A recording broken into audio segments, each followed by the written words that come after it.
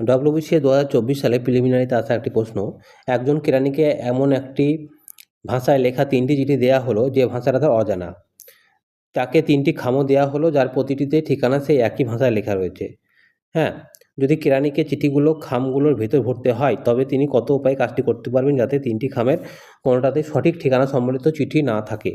অর্থাৎ 3টে চিঠি রয়েছে, 3টে খাম রয়েছে, এমনভাবে খামগুলোতে ভরতে হবে চিঠিগুলো যাতে করে সঠিক ঠিকানায় না যায়।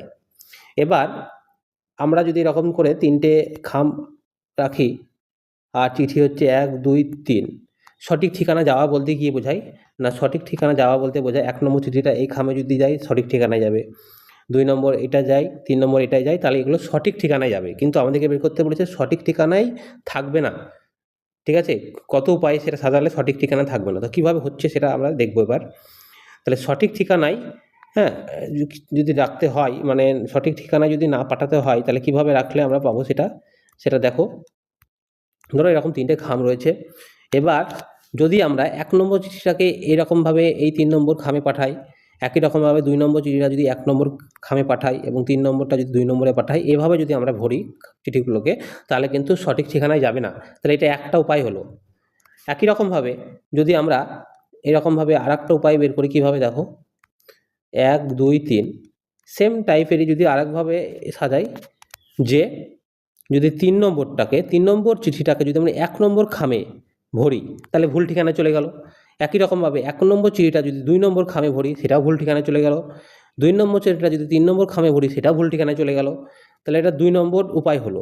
আর কোনো উপায় করা যাবে না। কেন করা যাবে না? যদি এরকম একটা উদাহরণ দিয়ে বোঝাই কেন করা যাবে না। যদি আমি চাইছি যে 3 নম্বরটা 2 নম্বর খামে পাঠালাম, ভুল ঠিকানায় গেল, ঠিক আছে। 2 নম্বরটা 3 নম্বরে পাঠালাম, ভুল ঠিকানায় গেল। কিন্তু 1 নম্বরটা তো 1 নম্বরে যাচ্ছে, তাহলে এটা তো সঠিক হলো।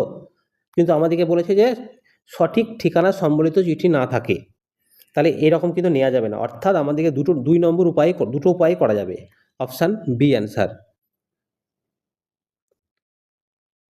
তারপরে 52 প্রশ্নটা বলেছে এখানে, 52 প্রশ্নটাতে বলেছে যে একটি শ্রেণীতে ছাত্র ও ছাত্রীদের প্রাপ্ত গড় নম্বর যথাক্রমে 52 ও 42। যদি ওই শ্রেণীর সকল শিক্ষার্থীর গড় নম্বর 50 হয় তবে শ্রেণীতে উপস্থিত ছাত্রদের শতকরা হার কত? আচ্ছা, কীভাবে করব? আমরা যদি অ্যালিগেশন অ্যাপ্লাই করি, আমরা এখানে দেখো ছাত্র 52টা বলেছে, ছাত্রী 42টা, ঠিক আছে। আর তাদের গড় হচ্ছে নাম্বার 50। তাহলে অ্যালিগেশন করলে এটা কত পাবো? 8 পাবো। এটা করলে কত পাবো? 2 পাবো।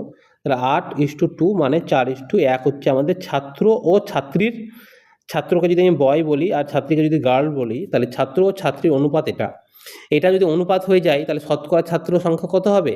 80% হবে। কেন, কী করে হবে? 4/5 × 100, কাটাকাটি করলে 80% আসবে। আর ছাত্রীর সংখ্যা 20%। Option C answer.